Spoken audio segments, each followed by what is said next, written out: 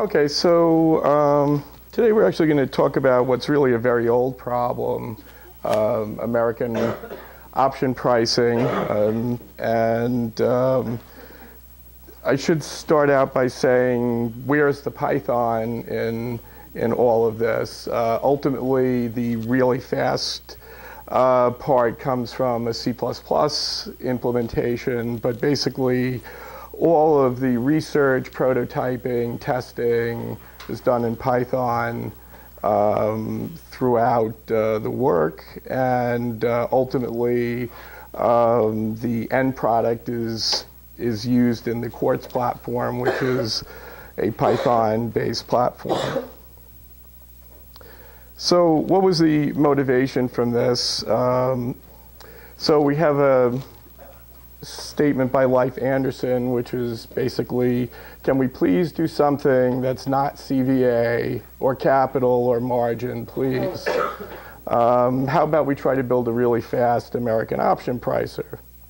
Now, given that we also have day jobs and we want to keep them, we need maybe a better explanation for why we're doing this. So we'll say that we're building real-time risk applications for portfolios that have a large number of American options on futures.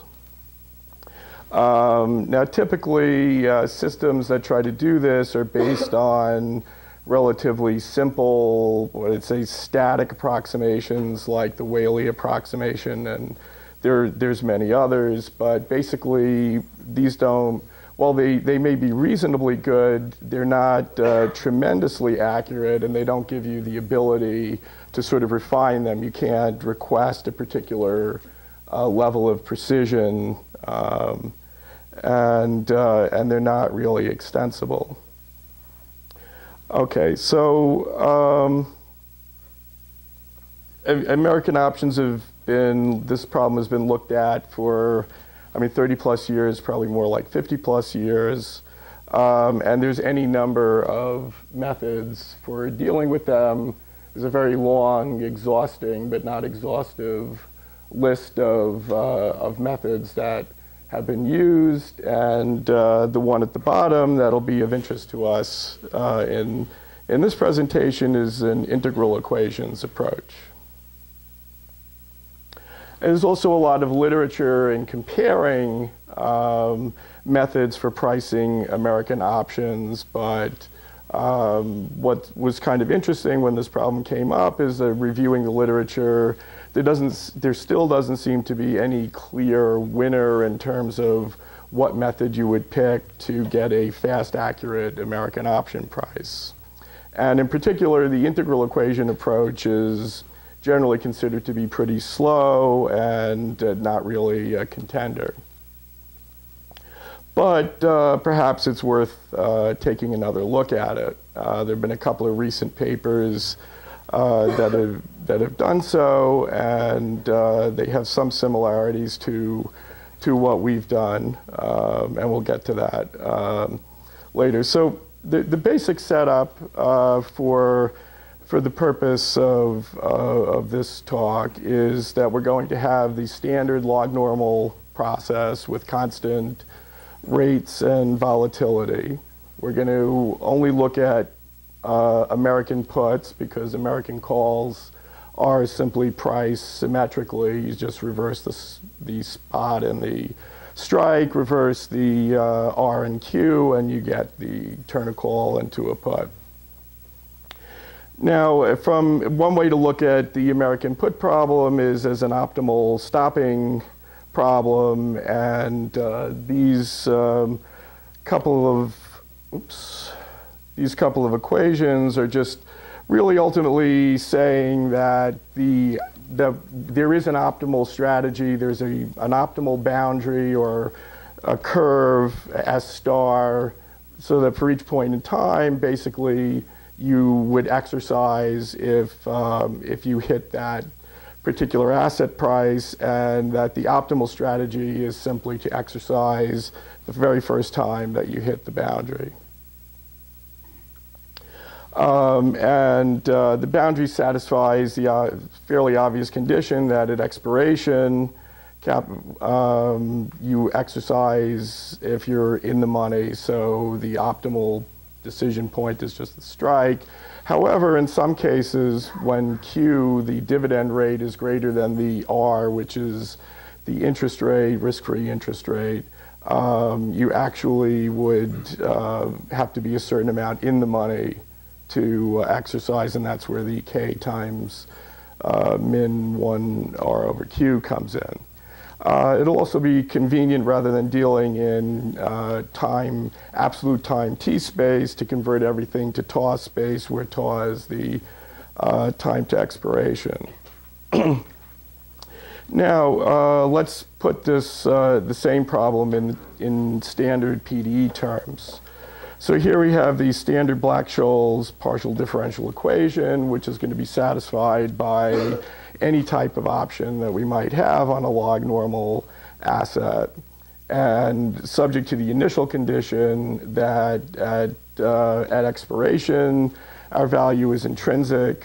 And now we have two free boundary conditions. There's the value match condition, which basically says that at the optimal boundary the value is equal to intrinsic, which we know. And secondly, we have the smooth pasting condition, which says basically as we approach the boundary, or actually if it's a put, we're coming in from above, the delta of the option needs to be smooth as we transition from the live region to the dead region. And we can also get other relationships, but actually let me just go back and make one more point, that these conditions basically completely specify the problem and will give you a unique solution. But still the problem is we don't know what this B of tau is, but if we could find a B of tau that satisfies which would produce a solution that satisfies the value match and smooth pasting conditions, we would have actually the correct price for the American option. And you can play around with this and get other interesting relationships. For example, that if we take the essentially the theta along the boundary is 0, and you can get a nice expression for what the gamma looks like at the boundary. And the main thing in any event is that this, this equation can be solved analytically as follows. So we have that the capital V, being the American put price, is equal to little v, which is the European put price, plus two integrals, which represent the early exercise premium. And basically, if you just in simple terms, if you think about it, what is the advantage of exercising early? If I exercise early, I'll receive the strike price, which you can then put in the bank and earn return R. So there's the plus that integral. But on the other hand, I lose the dividends that the underlying asset was paying. Now, this is actually a very old result. In math finance, it was really sort of popularized by Kim in 1990, but McCain derived the mathematics behind this in 1965, and McCain himself refers back to Kolodner in 1956. So you can see that people have been looking at this problem for a long time. Now, there's still a bit of a flaw in all of this, which is that we don't know what the optimal exercise boundary B is. So our approach is going to be somehow figure out what B is, and then we can simply substitute it. Yes, sorry. Little v European? Yes, little v is the European price. So it would just be the Black-Scholes formula. So the approach is basically two stages. First, somehow we calculate what the boundary B should be. Then we can just substitute it into this integral equation, which is actually very easy to compute numerically. It doesn't present, these integrals don't present any problems. So once we know what B is, then we can very quickly get the option value. Now, so one way to, one approach is if we go back to our integral equation, we can basically substitute in the value match condition. So if we simply set S equal to b of this unknown b of tau, that just transforms the integral equation into this. We no longer have S, but now we have an implicit equation for the early exercise boundary. And this could actually be solved directly by something called the direct quadrature method, which is just sort of a bootstrapping method. We know what b at time 0 is, and then we basically, moving one time step, we can discretize these integrals using the trapezoid rule, and then we'll get a nonlinear equation for b at time step 1, and then we can keep going that way, and that's something that people have tried. Unfortunately, that's pretty slow and also not very highly accurate, unless you use a very large number of small time steps, and then you have to deal with the accumulation of errors. Also mentioned another possibility. Instead of substituting in the value match condition, we could substitute in the smooth pasting condition, and that transforms the integral equation into another implicit equation for the early exercise boundary. And there's many, different ways using different relationships that you can derive equations like this, and they could be in principle solved by direct quadrature. But as I said, it's not a very efficient method. So the approach we're going to take is, let's rearrange these boundary equations in the following form. Take the sort of the free terms that involve the boundary and put them on the left-hand side. And then on the right-hand side, we'll put all the terms, say, where b appears inside a function under an integral sign or whatever. And so we could take those messy expressions and write them in this simple form where f is a functional. Now, if f is a contraction mapping, then we can solve for b by just treating this as a fixed point iteration.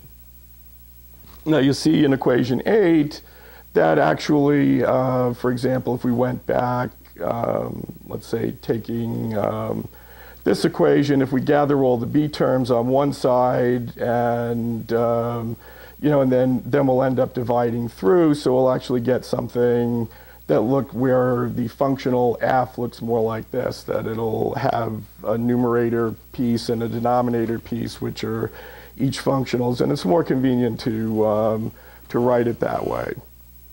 So to turn this into an iteration is really very simple. We just have an initial guess for what the boundary curve is, and we plug it into the functional on the right-hand side, and out pops our estimate for what the boundary is. At the next iteration, we can do this through whatever number of iterations we like, and again, if f is a contraction mapping, this will converge.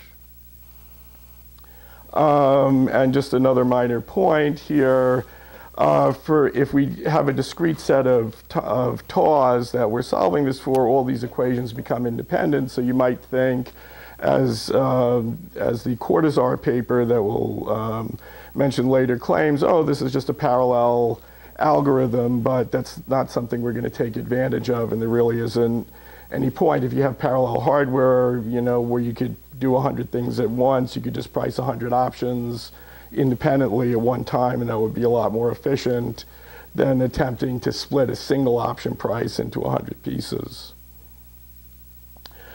Okay, so now we get to the two main things that we're going to use. If we put the boundary value equations that we looked at before into this fixed point iteration format, we'll just refer to fixed point system A will be this one that's derived from the smooth pasting. And I've snuck in two extra terms here on the numerator and the denominator, which are basically equivalent terms, and the idea is to make everything a bit more symmetric. And the second system B is the one that you get from the value match equation. Now, it certainly looks like system B is much simpler and more elegant and easier to implement, but what our contention is going to be is that system A converges much more rapidly than system B. Yes? Is it obvious that you need a compression method? Well, this slide addresses that a bit.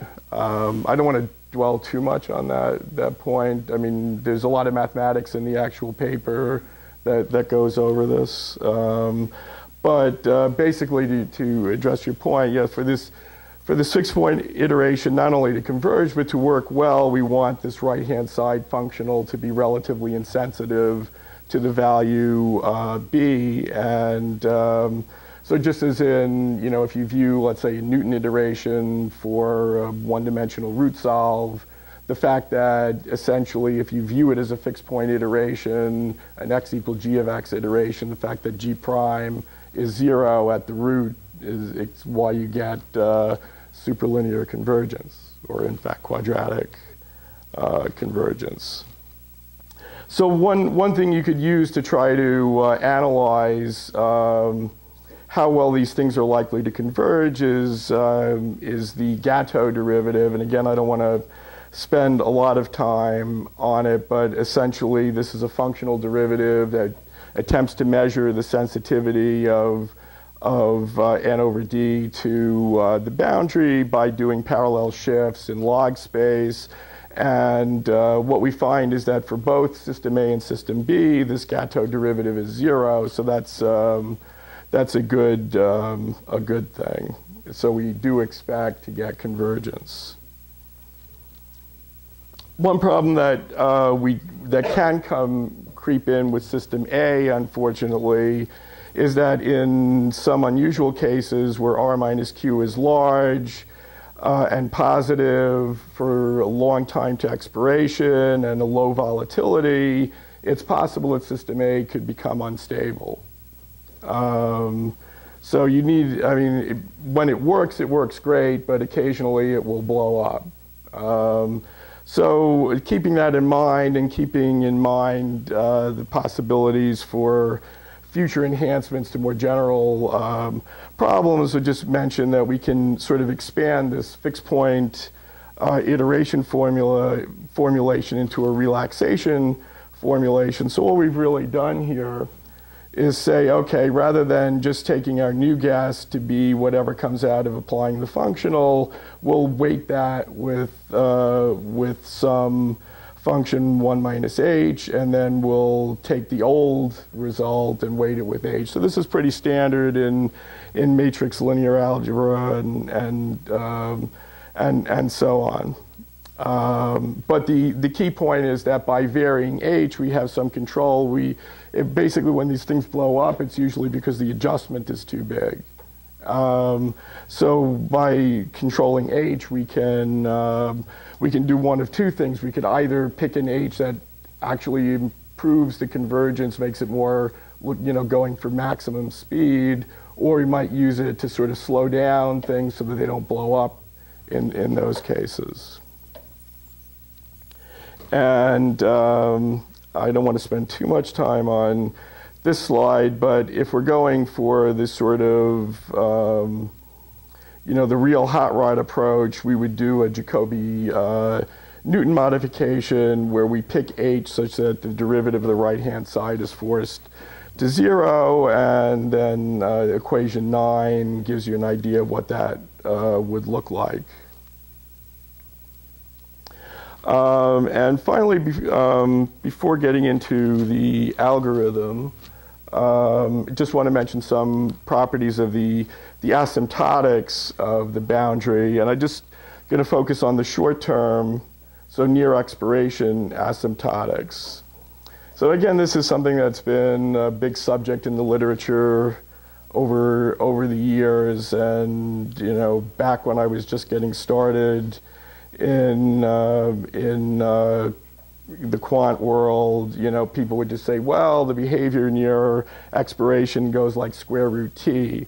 Now these things have been refined quite a bit more, and it's not really square root t, it's square root of minus t log t is more what it is. But you'll also see that there's 3 different regimes. When r equals q, we get one asymptotic behavior. When r is greater than q, the coefficient basically changes. This factor of 1/2 pops in, and then oddly for r less than q, the log term goes away completely.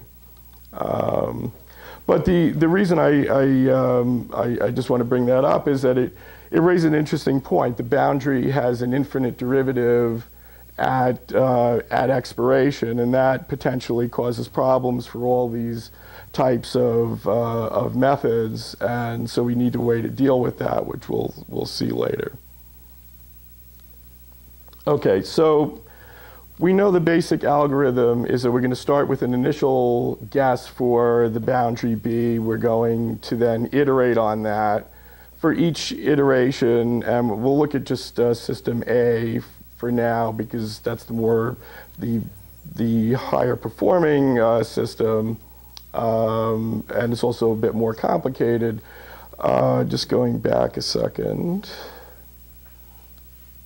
You'll see that the integrals in the system, we have these inverse square root terms in the numerator and denominator integrals, which even though the integrals converge, the integrands themselves are singular. So from a point of view of numerical quadrature, that can create a problem. And in fact, in the Cortazar paper, they kind of give up on system A, just say, well, we can't evaluate these integrals, they're intractable, and they just focus on system B. But in fact, it's very easy to get rid of the singularity. And while we're at it, so if we simply do this simple transformation, we not only, as you'll see, get rid of the inverse square root term, but we've also moved the integrals to the domain -1, 1. Which will be convenient both for applying something like Gauss quadrature techniques. It'll also be useful for the polynomial interpolation that we're going to do, which are standardly defined on the -1, 1 interval. But in any event, once we've done this transformation, the integrals present no problem. We can just use standard Gauss quadrature, and it works just fine. Okay. Good, we still have time. Okay, so obviously we can't solve for B at every single point tau, so we're going to use a collocation approach. We're going to pick a finite set of points, tau sub I, and we're going to enforce the fixed point property at those at only those points, and at other points we're going to evaluate B of tau by interpolation. And we're going to do that not with cubic splines, but we're going to use polynomial interpolation, which if we do it right is very effective. So there's a few things that you can get wrong. One is to interpolate on the boundary directly, and that really probably should say log boundary since we're doing everything in log space. And the second is to use an equally spaced set of taus.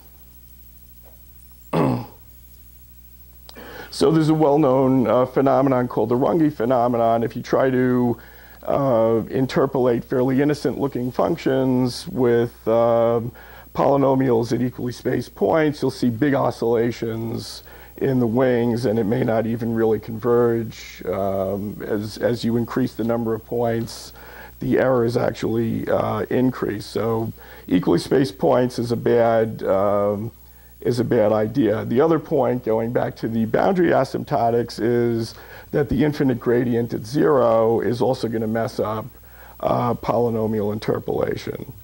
So we're going to do two things to improve on this. One is we're going to transform, and we're actually doing two transforms. So instead of interpolating on log B, we're essentially going to square it. And we're also going to translate the domain to square root of tau space. And we would expect either of those transformations to improve the singularity that we saw in the boundary asymptotes.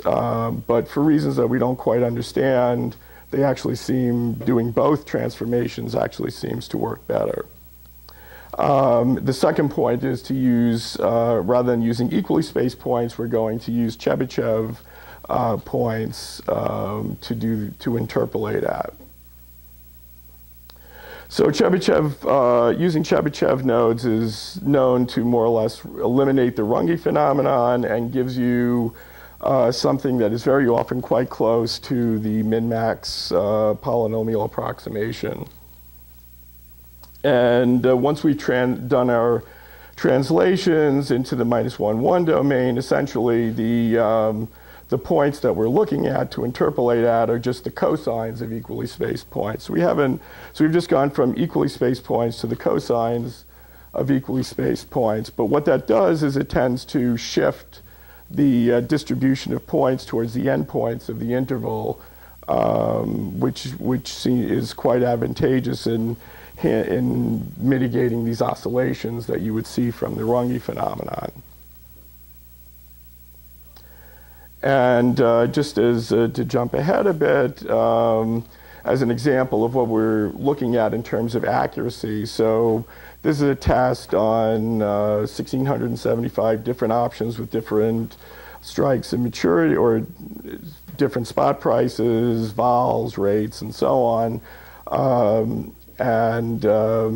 We use, for this test, we just use 10 Gauss-Legendre points in all cases. So essentially the first line is if we didn't do any transformation at all. Now what these numbers at the top are different settings for our algorithm aside from the 10 Gauss points. So the 4, 2 here would indicate that we're using 4 collocation points and 2 fixed point iterations, 6 collocation points, 3 fixed point iterations, and so on. So we get decent accuracy if we don't do anything, but you can see if we use either one or the other transformation, things get a lot better, and if we use both, we get significantly better results. So for example, in the 6-3 case, we've reduced the error by a factor of like 150 by making this transformation, which really doesn't cost us anything in the algorithm.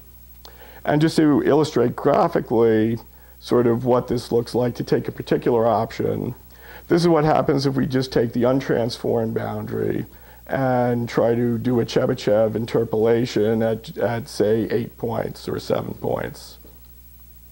And you can see that this infinite derivative here causes a problem when we get oscillations going through.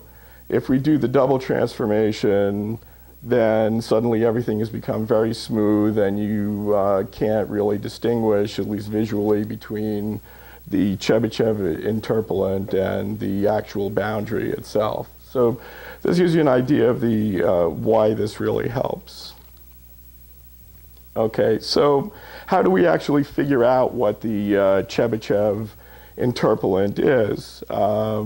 The classical technique for that is to basically say, okay, I'm going to express the interpolating polynomial as the sum of Chebyshev polynomials, and then I can calculate the coefficient that's applied to the Chebyshev polynomial by a discrete cosine transform.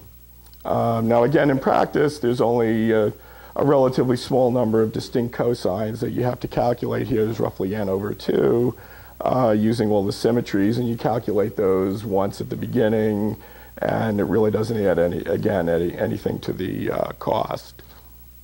For those who, just to remind you, what are the Chebyshev polynomials? They're defined by this equation, which may not look like a polynomial, looks more like a trig function, but it is in fact a polynomial. And we can use using the basic trigonometric relationships, we can show that the Chebyshev polynomials satisfy a simple three-term recurrence relation. And for our purposes, the reason why that's important is that, just going back, we still have to be able, once we've calculated the a sub k's, we still have to be able to evaluate this polynomial at different values. To actually do a direct calculation of each Chebyshev polynomial for each point would be very expensive and would defeat the whole purpose.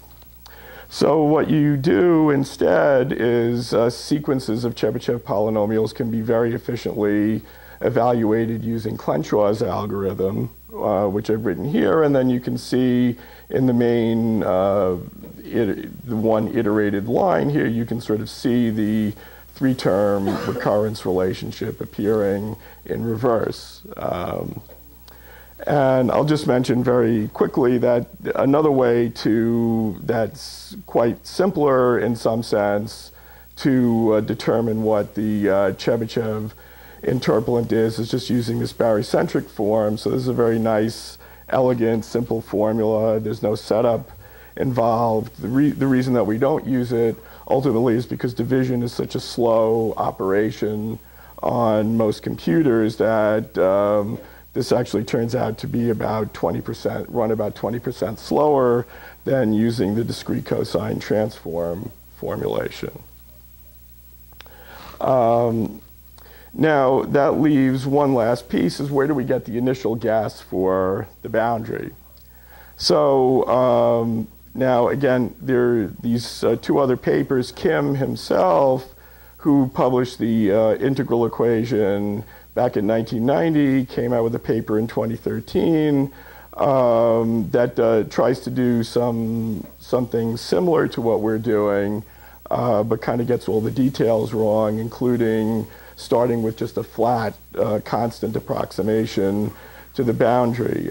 Cortazar et al. Do essentially the same thing, which is fairly inefficient. So what we do instead is we use a refinement to the Baroni-Addisi and Whaley boundary, and which is the refinement by Minyang Lee, which was published in 2009, and he designates that as QD plus. Now, QD plus isn't a perfect approximation, but it's very robust in that it seems that whatever input parameters you give it, it gives you basically a pretty reasonable approximation to the boundary.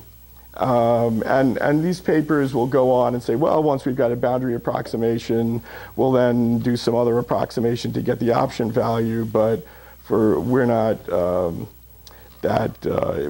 looking at that. We're only looking at their approximation to the boundary. And the formulas look very messy, so I haven't put them in the slide, but despite the messiness, it's actually very fast to calculate the QD plus boundary, so it doesn't add much to the computation cost. So just to summarize the algorithm, our first step is we do all the pre-processing of getting the Chebyshev points and putting together the Gauss-Legendre weights and nodes, and so forth. Then we use QD plus, or we could use some other method. It doesn't have to be QD plus to get what the initial B naught is. And then we simply repeat. We simply sort of rinse, wash, or wash, rinse, and repeat. So I won't really belabor this point.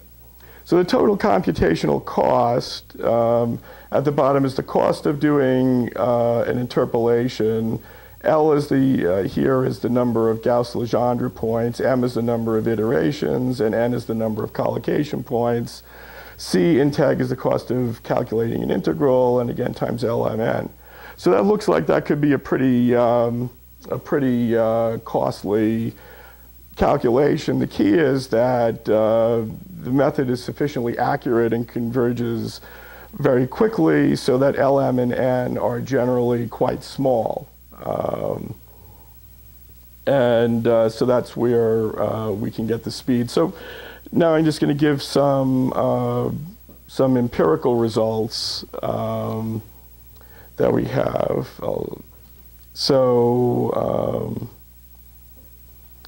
So I don't know if that's, I guess that's legible.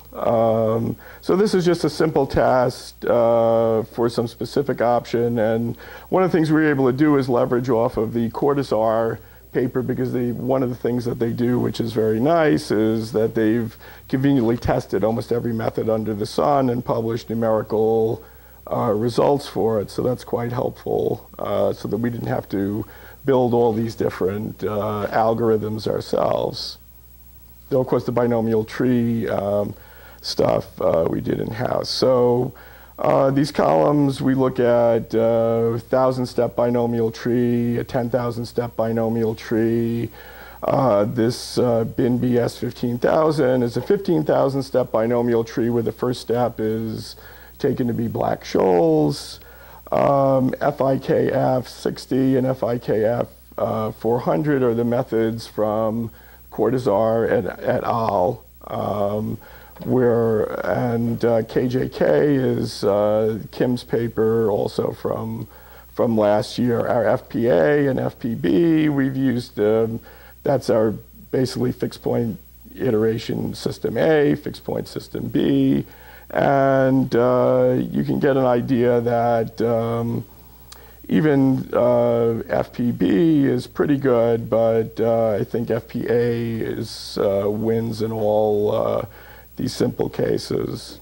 Now, let's see, this isn't all that. Now, if we do the, we can also, I guess, look at, here's some more tests from Cortazar. And again, you can see the sort of the relative accuracy. So you can see that FPA is considerably better than, say, a 10,000, about an order of magnitude smaller error than a 10,000 node binomial tree. And it's clearly our results are better than Cortazar and Kim's results. So just to give an idea of the timings, now this is all done on a single CPU, 3.33 gigahertz PC for our 1,675 different options ranging in maturity from 0 to 3 years, and looking at various combinations of LM and N. There's no cachings, no parallelism, no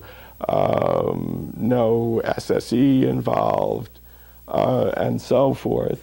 And so if we really want to go, let's say, the fastest possible speed, we could take L equal 5, so that's 5 Gauss-Legendre points, a single iteration, and 4 collocation points, and we can process things at almost 80,000 options a second. And if we look at the root mean square error and relative root mean square errors, we can see that those are still about the same as for a 10,000 step binomial tree. I guess that's basically, you can peruse that as you like. That's pretty much all I have.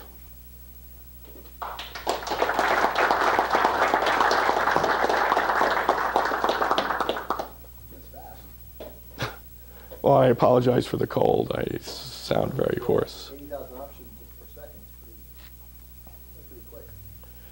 That is, I think that is pretty good. I mean, compared to a 10,000, I mean, it's faster than a 100-step binomial tree significantly. So, I mean, it would be nice in the literature if people started actually publishing real timings for their algorithms. You can get a lot of information about, well, we implemented this in Mathematica or MATLAB, and we got this level of accuracy. But when you're doing performance comparisons, it's kind of meaningless, and particularly when they're programming up other people's methods and then saying, oh, look, ours, is 100 times more efficient, but they're not really telling you, but they still might be pricing one option a second in their, implementation. So who knows? Yes. Any ideas to scale the method for if the mall has a deterministic structure or skew? Yes, yes, I left out the last slide. So there are possibilities for future research. We can, basically the integral equation solution can be extended to, I mean, the term structure is easy enough to plug in there. Alternative stochastic processes can be put in as well. So yeah, that would be a possibility for future.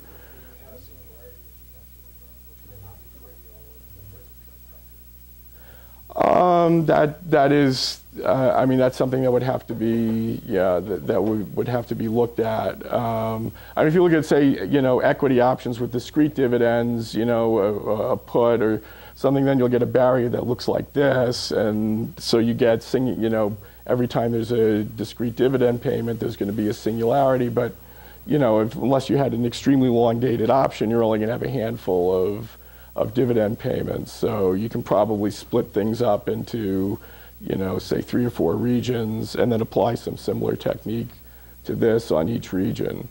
So it's not going to be as fast as the results we're seeing here, which is for the, you know, sort of an artificial problem in a way. But, you know, certainly probably might very well be very, you know, competitive speed-wise with other methods that have to deal with term structures and so forth. Yes?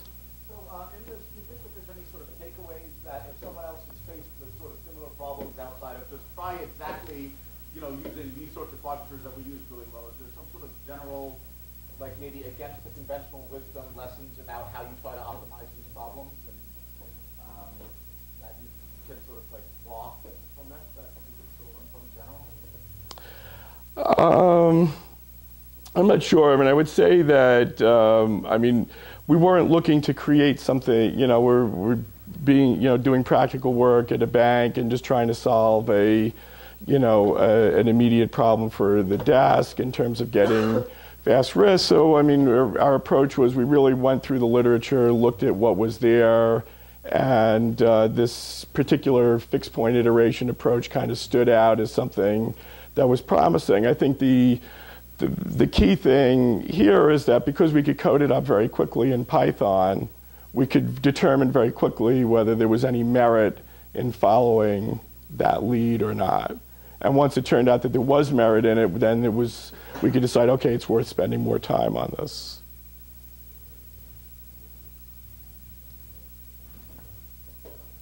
Yes?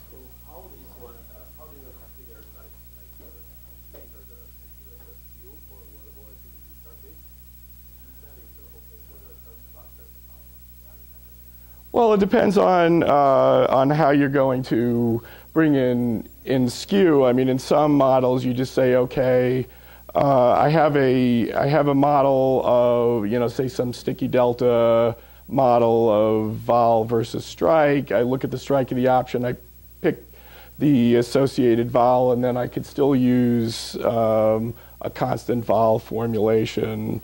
I mean, that's the kind of thing that people can do in practice. I mean, to extend this to, say, a stochastic vol model or something like that is probably possible. I mean, it's one thing that could be looked at, but it wouldn't be easy.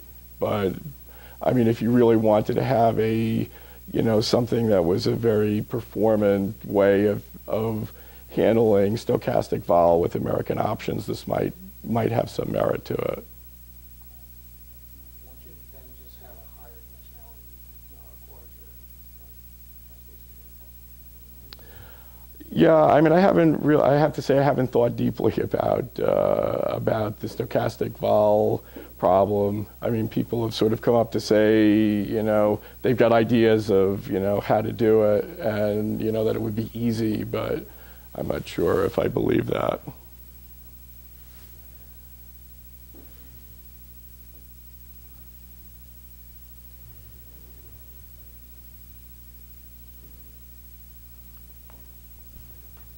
Thank you.